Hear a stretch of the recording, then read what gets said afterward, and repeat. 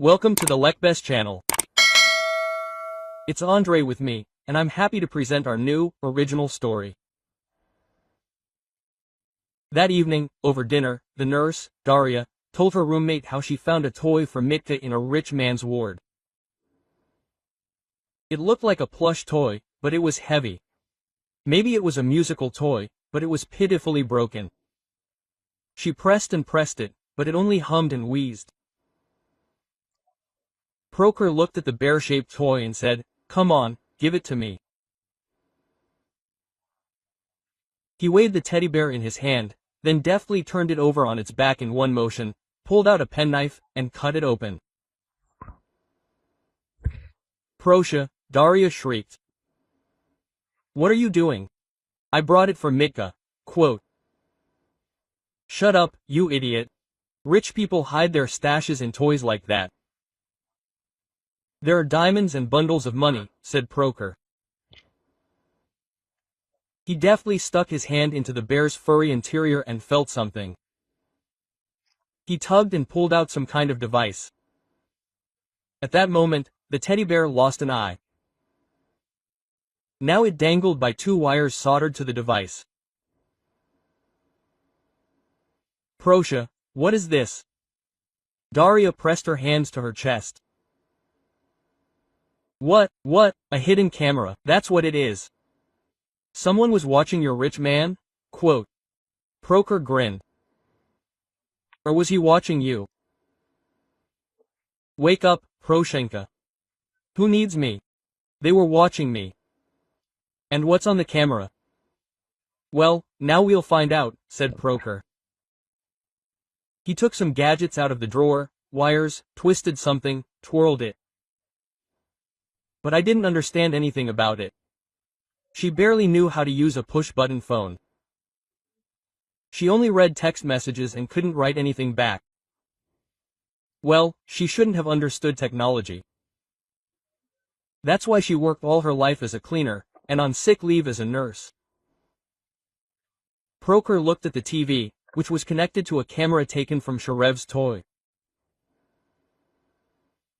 "Well, Grandma, you're a day." That's all Proker could say. Daria glanced briefly at the screen from behind his back and was stunned. The video showed that very ward number 35, which she was now supposed to clean. That same rich patient was lying on the bed, and some people were standing nearby. Not doctors at all. A doctor would never walk around a hospital without a coat, unless he himself suddenly became a patient. There were three people. They looked completely bandit style. Their heads were shaved bald, one had a tattoo on his face. But it was impossible to see what kind. The bandits took out some kind of medicine and injected it directly into the IV. The patient jerked and froze. "Prosha, when was this recording made?" Daria asked. "How should I know?" "Well, definitely not today," Proker answered uncertainly. "You stole this camera this morning." "In the morning," said Daria, then came to her senses and even slapped her roommate on the back with her palm. "I wasn't stealing. I thought someone forgot. I thought Mitka would play around and then I'd give it back." "Okay, whether I was stealing or not, the fact is there. This is valuable evidence." Proker. "They killed him." "Yes, maybe they killed him. And how do I know?" "When you took the camera, was he even breathing?" "He was breathing. Prosha and the little device were beeping so quietly." "Beep beep beep," said Daria. "Oh, what if they come again today and the camera's gone?" "Well, that means they'll finish off your rich guy today. And there's no evidence. The police will ask where the evidence is. And there isn't any. The nurse Dasha stole it," he deliberately dramatized Proker. "Oh, my God," Daria said, fainting. When Proker brought her around, she was already lying on the couch, and he was holding a glass of water. The entire morning flashed before Daria's eyes. From the moment she arrived at work at 6:30 in the morning. Quote, Daria, Dasha. The head nurse of the regional hospital shouted across the hallway. Mariana, what? The orderly responded. Wash number 35 again today. The head nurse also responded from across the hallway. Quote, why are you yelling? It's not even light yet. Asked a lanky man in pajamas, peering out of ward number 4. People are sleeping, sick people, they need rest. Honestly, it's like a market. So go on sleeping, who's stopping you? Look at you, scurrying back and forth down the hallway. There's no one there, Dasha shouted from the other end of the hallway. They brought him in 3 days ago. He must be rich, if they put him in a single room. Quote, I already told your relief worker Lidka to wash him too, Mariona replied. Everything was still loud, booming across the entire floor. Quote, woman, aren't you ashamed? This is a hospital, not a market. Disgruntled voices of patients could be heard from various wards. We haven't had that at the market yet, the head nurse replied, not lowering her voice. By the way, it's already 7 o'clock. The nurses will bring thermometers any minute anyway. It's réveil, time to get up. They're asleep. Oh, how gentle they are. Marivana was heading down the stairs. Something else was grumbling about lazybones and idle people who just want to lie around in the hospital, just to avoid working. That was back in their day. For those unfamiliar, the position of head nurse at a hospital is certainly related to medicine, but it's more like a caretaker's job. She oversees the work of the chaplains and orderlies, and is responsible for ensuring linens and medications are available, as well as the nurses' shift rotation. So she came in the morning to warn Daria that Ward 35 now needed cleaning. Quote, why are people so angry? They don't understand. That's her job. Daria grabbed a bucket of water, a mop, and a rag and headed to Ward 35. Now there'll be more work, Daria thought. I really should be washing floors for these rich people for the same salary. She entered the ward and glanced around. A man was lying on the bed, as if unconscious. Around him were a lot of tubes, IVs and other things that Daria didn't understand at all. There were flowers on the nightstand. Daria was surprised. As if she were a woman. And on the windowsill sat a teddy bear. Quote, more news, thought Daria. Why would such a big guy need a toy? It's probably not his, one of the previous patients forgot. It seems like a couple of months ago there was a woman in this ward. Her husband and children were always coming to see her. So one of them forgot.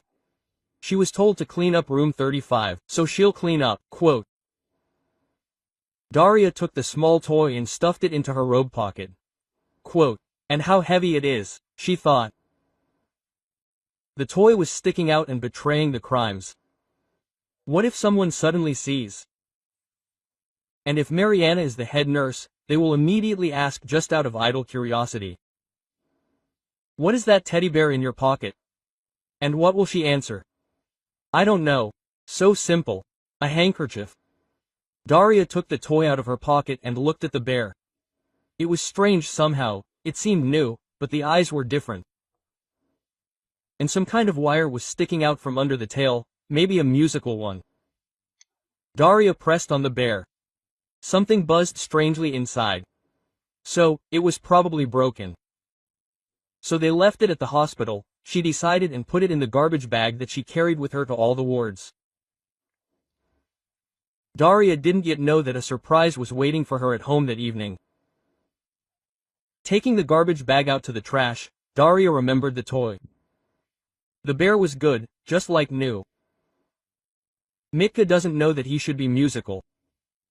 Maybe she should show the toy to Proker first, maybe he'll fix it. He's a young man. When else would she be able to buy Mitka a teddy bear like that? He'd be happy with even a broken one.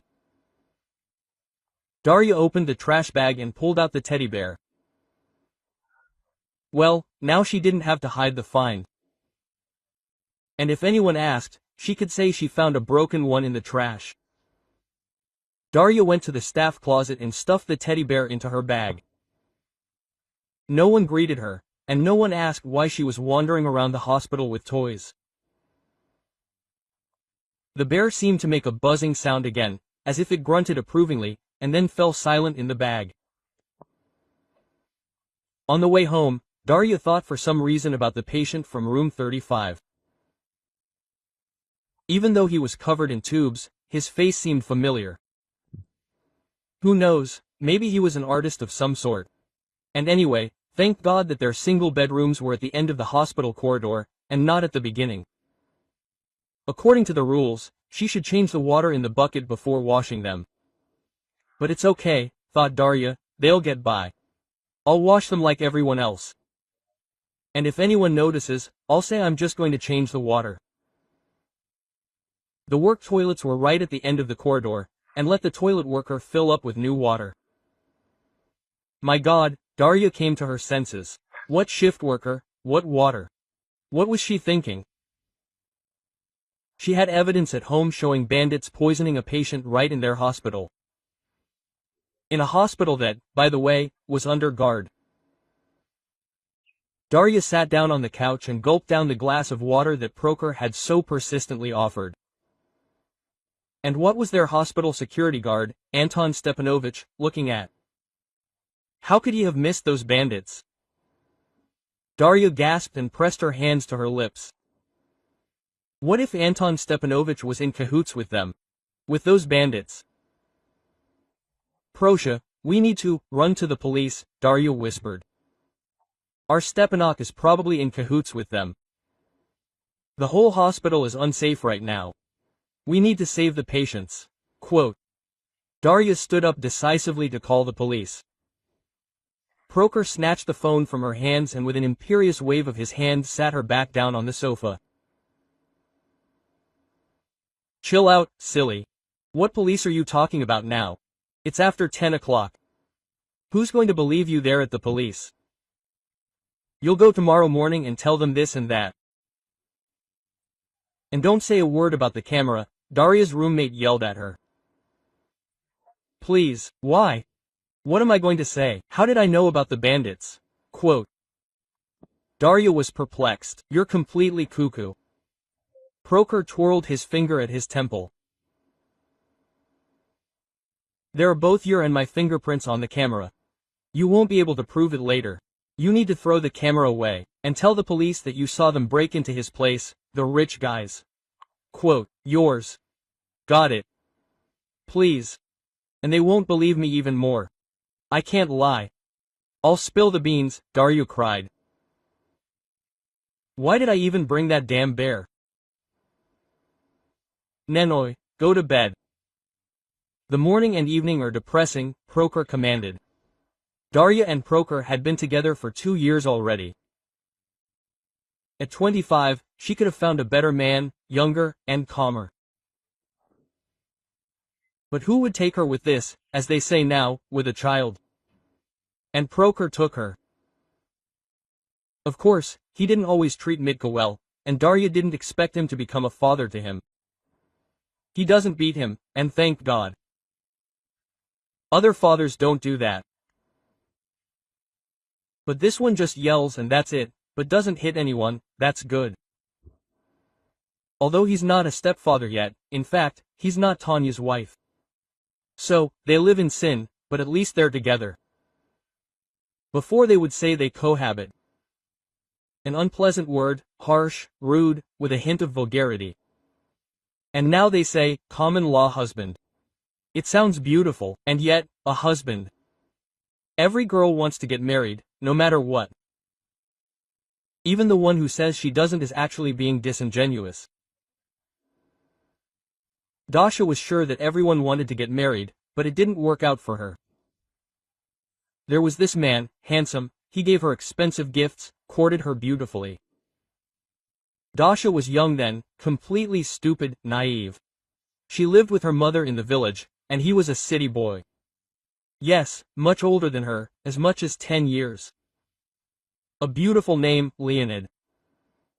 All summer he flirted with Dasha, and she hid from him like a fool. She was 19 years old. He proposed to her, even came to her mother to ask for his hand in marriage. And Dasha stood behind him, gesturing to her mother that no, she didn't want it, she didn't need it. She shook her head so much that she almost started to spin. Well, his mother turned him down. She said, "Darya's not ready to get married yet. Come back for her in a year, or better yet, in 2. Then his business trip ended. On the last day before leaving, he went ballistic, grabbed Dasha, hugged her tightly, and wouldn't let go. "You'll be mine anyway," he whispered in her ear. And then they set off for Sinovel. Dasha's knees were shaking with excitement and curiosity. She doesn't remember anything exactly. She only remembers that she felt better than ever. Here she was, becoming an adult. And when she cried and climbed down, all happy in the straw, her mother just clasped her hands. "Oh, you're such a fool, Dasha, what have you done? A man asked her to marry you, but you refused, and just went and lay down." Quote. Dasha ran to the office where the business travelers lived. She thought she'd throw herself on his neck and say she agreed. But it was empty. No one. The lock was hanging. She went to the chairman. "Where did the men from the office go?" "So they left," the chairman said. "It was still dark. It was about 6 o'clock or even earlier. They had a train." "What have you forgotten?" Quote. "What? Okay, let's go, I'll open an office for you," said the chairman. "No, Uncle Pash, don't." Dasha's face disappeared. "I haven't forgotten anything. Nothing." Dasha ran home in tears, and 9 months later, as expected, Mitka was born. Such a cute little boy. His mother wanted to name him Leonka, after his father. But Dasha said, "No, it's Mitka." But what if Leonid comes? "He tried so hard to get you. I told him he'd come in a year, or better yet, 2. When he sees the boy's name, Leonid will immediately understand that it's his," said the mother. "No, Mom, he won't come. He knows his heart, he won't come. Why would he need a fool like me? So I don't want to talk to my son or remember Leonid for the rest of my life. He'll be Mitka. That's what I've decided." "I wish you were so firm and decisive in other things," her mother chided. As expected, Leonid didn't come back a year, or 2, or 3. By then, Darya had already moved to the city and found a job as a nurse at the regional hospital. What was there to do in the village? No work, no men. Then she took Mitka in with her. The child needed to be with his mother. She found work right away, but she had some kind of problem with men. Some kind of complex, or something, Leonid left behind, as if someone had instilled in her that no one needed her, especially with a child. That she was stupid, unintelligent, maybe a bit slow. And the most interesting thing was that Darya believed it. She considered herself a simple village idiot. Not quite reaching for the stars, not wanting to learn anything new. So, in the hospital.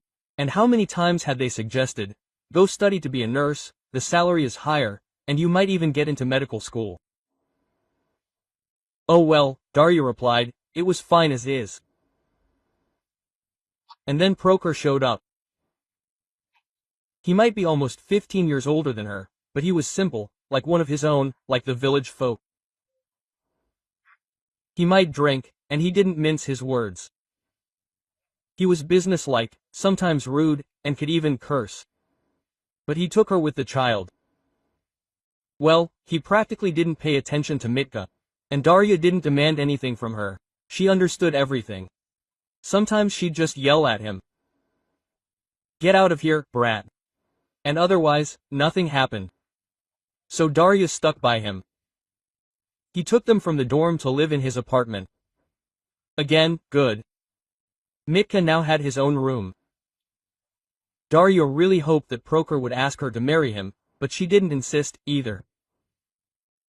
She never even brought it up.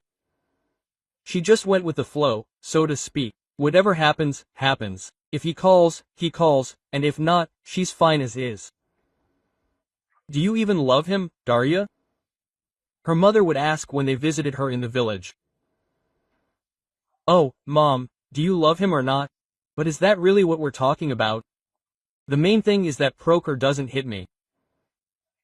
"That's a huge plus," Darya would answer. "Well, then you don't love him," Mom would say. "But how can it be without love, huh, Dasha?" "Well, that's how it is, Mom, who needs this love?" "It brought me so much joy," Darya would be angry. "Well, and Mitka," Mom would smile. "Look how cute he's growing up. That's all that matters, he's cute. And what will happen next? If it weren't for Prokhor, who knows what would have happened? We should pray to him. If he leaves me, I won't be able to raise Mitka alone. And you, Mom, are always talking about love." "We have no time to think about love," Darya replied. "So what's he dragging it out? Why doesn't he get married?" Mother was surprised. "You're so strange. That wasn't the case these days. They live, but don't get married. So why don't you ask him?" "Oh, Mom, please don't bother me." Darya grew even angrier. "How am I supposed to know why he doesn't ask me? Sometimes I don't understand it myself, but I'm afraid to ask. What if he throws me out?" "My poor thing, how hard your life is," lamented the mother. "He probably doesn't ask you to marry him because he feels that you don't love him. Men sense everything, like dogs." That night, after Darya brought the camera home, she hardly slept. As soon as she fell into a half-sleep, all sorts of thoughts began to creep into her head. As soon as she fell asleep, the images of the bandits on the video popped up before her eyes. From the very morning, Darya decided that she would go to the police. And no matter what Prokhor said, she would take this camera with her. Let them turn it over. In the morning, Darya got up as soon as dawn broke, and the first ray of sun penetrated through a crack in the curtain. She went to the window and pulled the curtain aside. She remained standing there, stunned. There was already a whole motorcade of police cars in the yard. People in bulletproof vests and helmets with weapons. People in bulletproof vests and helmets with weapons. Their gazes were glued to the windows of the apartment where Darya and Prokhor lived. As soon as they saw Darya, everyone there immediately raised their rifles or whatever they had. Darya didn't understand weapons, just like on phones. Quote, "Attention! A capture team is working." The man with the megaphone commanded. Just like in the movies. Darya suddenly became scared. So scared that she even seemed to wet herself like a little child. Never in her life had she seen so many weapons pointed at her alone. Quote, "What if suddenly even one of them loses their nerve and pulls the trigger?" Darya thought. "You're surrounded, come out with your hands up," the man with the megaphone commanded. Darya took a step back from the window and immediately heard some movement in the yard and the sound of clicking bolts. Quote, "Come out without any nonsense, with your hands up." The same voice commanded. I wonder, a stupid thought flashed through her mind. Did he expect me to climb out the second-story window? How could she get out, especially with her hands up? How would she open the door? And not in her nightgown, especially not in a wet one. But Darya didn't have time to finish her thought. The assault team is working. Begin the assault, the man with the megaphone commanded. At that very second, the front door crashed down, shattering the very window Darya was standing by. She was shaking in fear. Proker, still sleeping, jumped up. The apartment immediately filled with masked men with weapons. And before Darya could come to her senses, she was lying face down on the floor with her hands clasped behind her back. And Proker was lying next to her in the same position. "Are you Darya Ivanova?" asked the man with the megaphone who had entered the apartment. "Well, Adari answered through tears. "Let go of my hands, it hurts." "Captain, what the hell is going on here?" Proker yelled. "You have the right to remain silent." Everything was just like Darya had seen in the movies, word for word, spoken by the man with the megaphone. They lifted her from the floor and led her by both hands to the exit. Still barefoot in a nightgown with a telltale yellow stain on the front, Darya was taken to the police station. While they were transporting her, their house was searched. She sat in the interrogation room for about half an hour, maybe less. Maybe it seemed that long to her. Then the interrogator came in and placed in front of her the very same video camera they had taken out of the toy yesterday. Next to it, he placed an empty and pitiful teddy bear skin. "Does this belong to you, Darya?" he asked. "Yes, I mean no," Darya answered nervously. "Then or not?" "No," Darya shook her head. "Then how did this end up in your house? Do you know what it is?" Quote. The investigator insisted. "Yes, it's a camera. I brought it home, understand? And I found a toy. This little bear." Quote. Darya pointed to the pelt. "I wanted to bring the teddy bear to my son so he could play with it. He's 5 years old. He's such a sweetheart." Quote.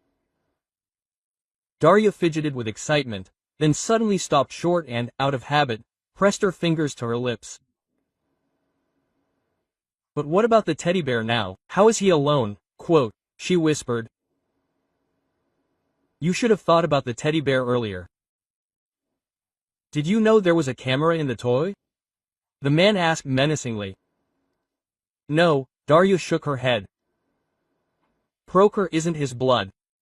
Proker isn't his father. What's he like with him? Please let me go. I didn't do anything." Quote. Tears streamed down Darya's cheeks. "We'll figure it out," the investigator replied.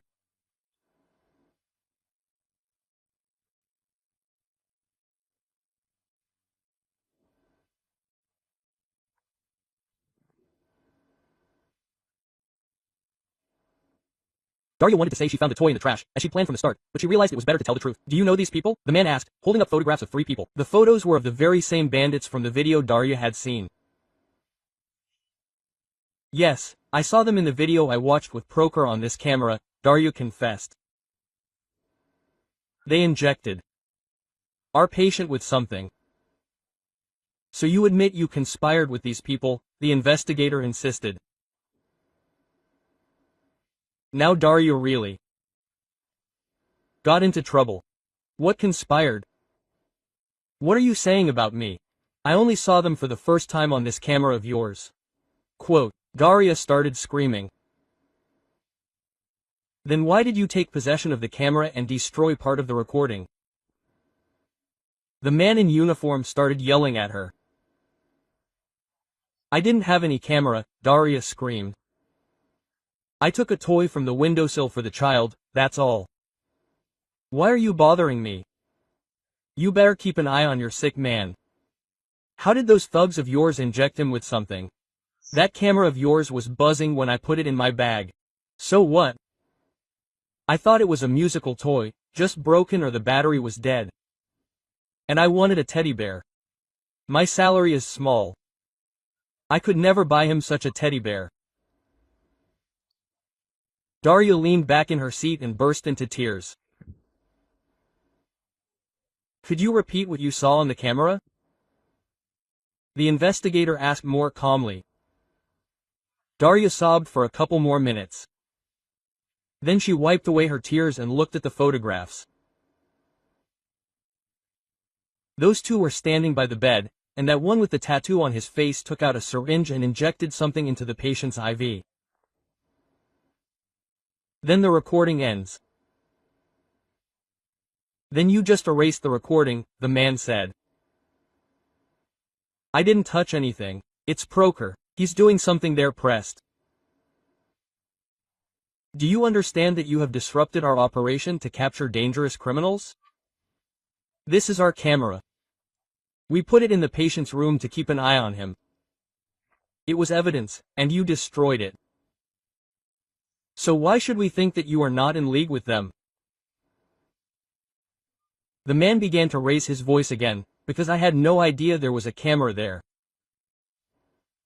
I just wanted a toy, a party favor. She started crying again. Will you be able to prove in court that these are the people you saw on the recording?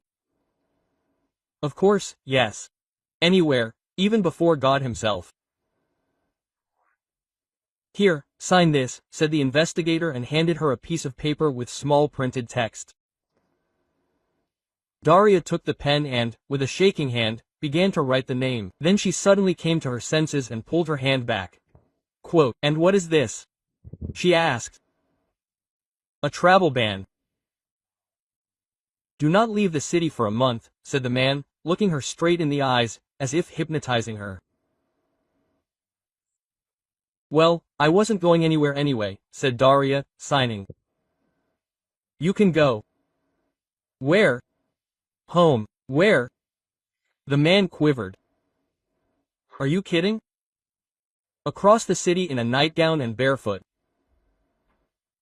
Yes, said the man on the forum, and left. Daria sat for another 10 minutes. Was she really going to have to get home like this? She and Proker lived on the outskirts, in 2-story barracks. Then they converted them into apartments. Quote, I called your husband, he'll bring some clothes, said the man who was asking the questions, peering into the office. Wait in the hallway. Quote, Daria sat in the hallway, and some people, in uniform and without, scurried past her. Some looked at her, and some walked past without looking. An hour later, Proker appeared with a frightened face. So, where are you going? For a long time? What do you mean, where? Nowhere, home. Now, for some reason, she felt bold, free, and experienced. Like home? And this guy told me to bring my things. It was as if even Proker was disappointed. Ah. And why did they bother me then? Couldn't I get there myself? Daria put on her shoes, buttoned her coat, and had absolutely no intention of explaining to Proker that she couldn't get across the entire city on her own in just a nightgown and barefoot. She suddenly felt so tired, she just wanted to lie down and sleep, and at home she still had broken glass to clean up, a window to fix, a door to put in. And Proker walked by and grumbled about something. At that very moment, Daria realized he didn't love her and didn't want to marry her. He never invites her, but lives there simply, for the same reason she lives with him. It's simply convenient. He finds it convenient that she always cleans, cooks, does the laundry, keeps their apartment, albeit a miserable one, in order. She tolerates his drunken antics and binges. And she finds it convenient that she has a roof over her head and the child has his own room. And Daria spent a few minutes thinking about what else, besides a separate room for Mitka, keeps her close to this man and couldn't come up with anything. It was a strange feeling. Probably, if a completely different woman were sitting in the hallway at the police station in her shirt, procure her. That is, essentially, he doesn't care who cooks and washes for him. And she already has a roof over her head, at home in the village with her mother. And Mitka had a separate room there too. And the boy wouldn't have to hear the constant yelling of a strange man. Get out of sight. And he would go to school in their village. Well, she went there and nothing special.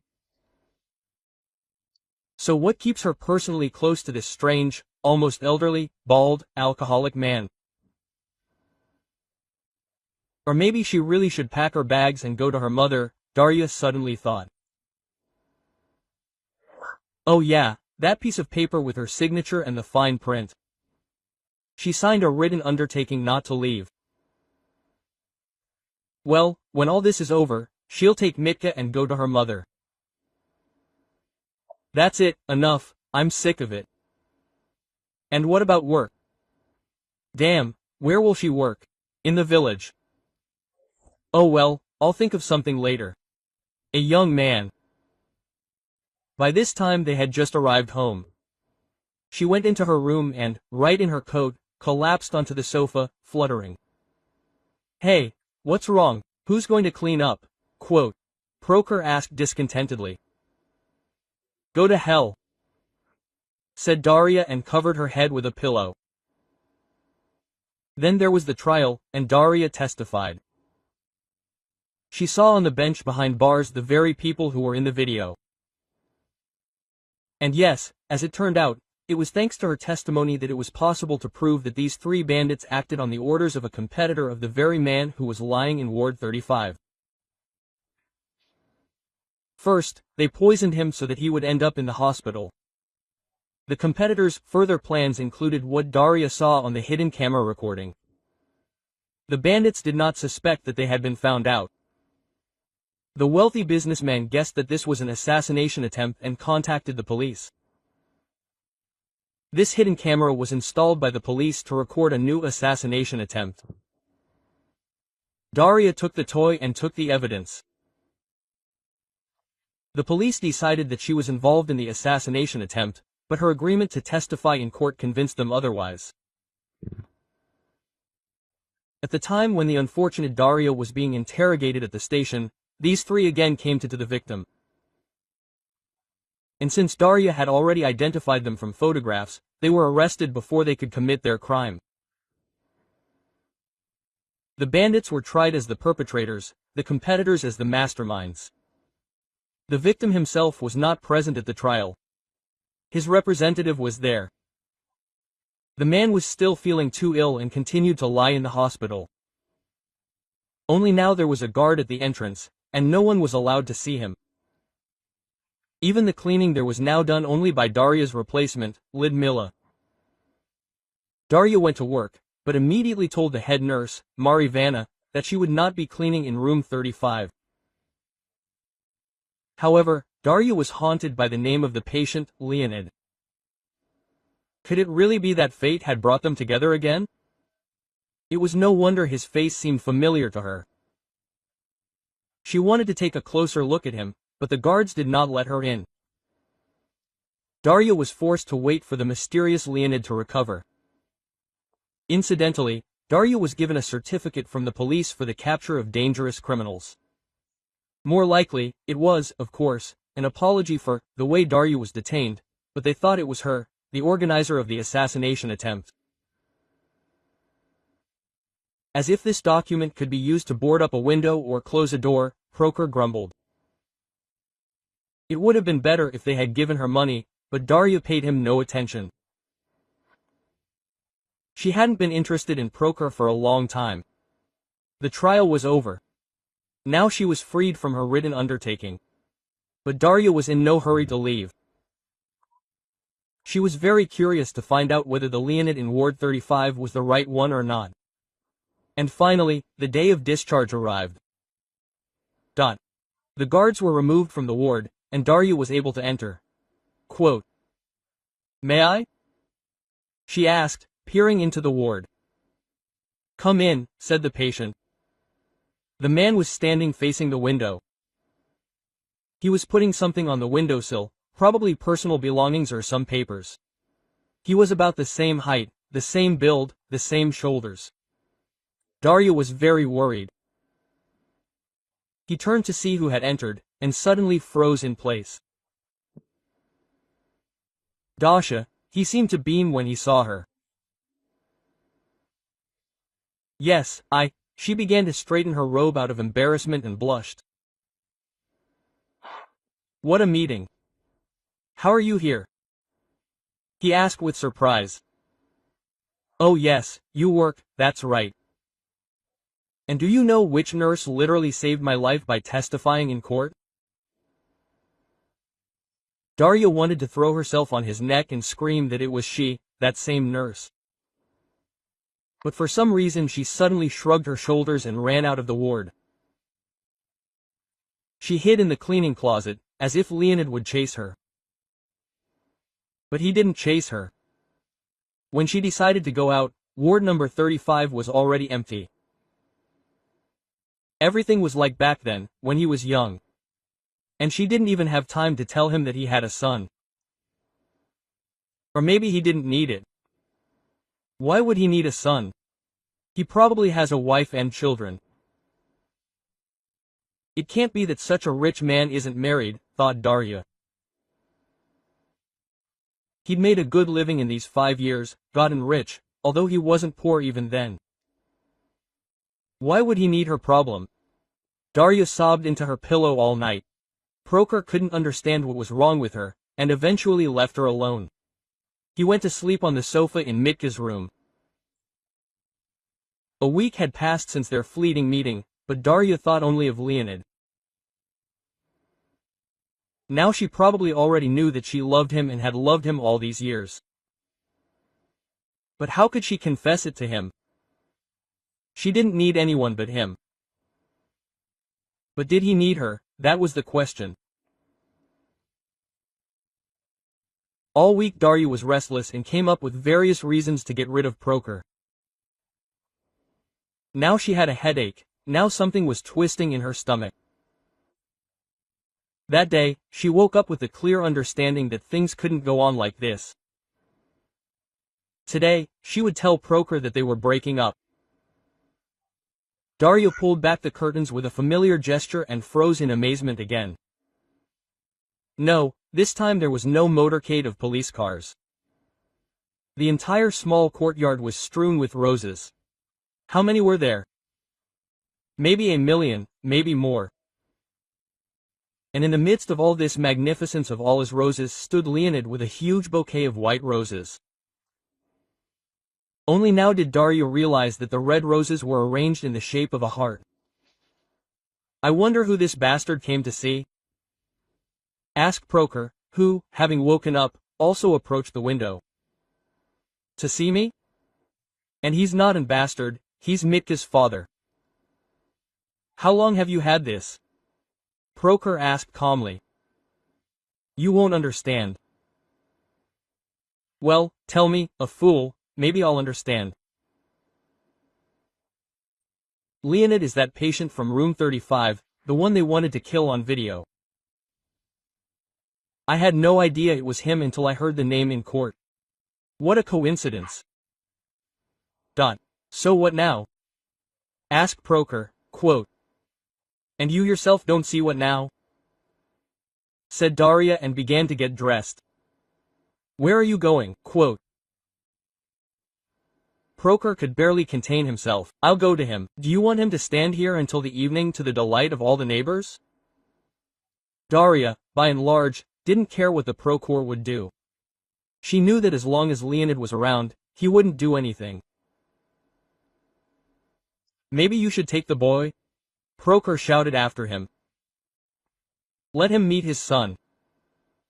Not the time, replied Darya. Prokhor had been on edge all day. He couldn't find a place for himself, he even took out a bottle, opened it and poured a glass. But for some reason he couldn't. For the first time in his life, he couldn't raise a glass to his mouth. He thought he'd ruined that omelet and let it be. But no, it wasn't working out that way. Prokhor felt that he was irrevocably losing Darya. Before, he had felt like some kind of prince on a white horse, a benefactor, or something. No, he certainly liked Daria. Pretty, attractive, neat, thrifty. Well, if it weren't for that brat of hers, and where would he put him on the other side? It's probably easier to ignore him. It's calmer that way, Proker decided. When he and Daria were getting together, he was sure that thanks to the fact that he took her and her child, she would never go anywhere from him. And only now did Proker understand that he was losing Daria. And only now did he understand how she really meant to him. In fact, it's dear. Such a strange thing, life, that we don't cherish what we have, and cry when we lose it. Proker actually had tears in his eyes. Daria returned late, calm, sober, as usual. She came home from work. So how did it go? Proker asked. Are you sober? Surprising. What do you want to hear? Did I have anything with him or not? No, I didn't. We were in a restaurant, just talking about life. Will I go to him? No, more precisely, I don't know. Satisfied. Did you tell him about the boy? Yes, I did, Daria answered dryly. And that Proker was pulling the words out of her as if with pliers. He asked me to marry him. And you? And I promised to think about it. And what about me? Proker finally asked. And what about you, Prosha? We've been together for 2 years, we live together under the same roof, we sleep together in the same bed. Why haven't you asked me to marry you yet? Proker stared straight ahead, practically unblinking, as if trying to discern the pattern on the linoleum. Daria undressed and went into the room. I can't, said her friend Proker. Can't what? Daria didn't understand. I can't ask you to marry me, Proker literally squeezed out. Why? Because of Mitka. He was so little then. He didn't understand anything. I would have told him you were a dad, and he wouldn't have known. I would have given you my own children. Why, Proker? Daria was already screaming. Because I'm married. There was a pause in the room. The silence, it turned out, would rupture eardrums. Then suddenly Daria jumped up, rummaged somewhere in the secretary, took out Proker's passport, opened it and shoved it under Proker's nose. Do you think I'm such a fool and didn't look who you're married to? Who? And your passport is clean, she screamed. It's just a new one. I gave the old one up as bail so they could give me a drink, and then, so as not to give the money back, I simply claimed I lost it. They made me a new one. I just didn't bring the marriage certificate. He somehow lost heart, slumped his shoulders and even seemed shorter. And who is she? How has she tolerated all this time that we've been living together? Asked Daria, still not believing Prokhorov. She lives in Petropavlovsk-Kamchatsky. She's my classmate, and we have an adult son. Actually, it's because of him that we got married. She can't stand it. She doesn't care. So why don't you get a divorce? I need to fly there to formalize the divorce. Well, you understand everything yourself. Proker sat down on the sofa and cried. That same evening, Daria quit her job, packed up Mitka, and went to her mother. Leonid courted her for a long time and proposed marriage several more times. Daria refused him. To be honest, she was simply afraid. She didn't know what it was like to be married. And only when she became pregnant again, Daria agreed to become Leonid's wife. She never heard anything more about Proker. Only when Mitka went to school, she received a strange letter. In there was only one photograph. It showed the recognizable view of Petropavlovsk with the volcano. Prokhor stood in the background. Next to him was a woman, probably his wife. With them was a young man, judging by his appearance, Prokhor's son. With him was a girl, and she was holding a newborn child. At the back of the photograph were just 2 words, "I am a grandfather." This was Andre. Thank you for choosing me. We've been writing stories for you for 4 years now. We look forward to seeing you back on Lekbes for more experiences. All the best.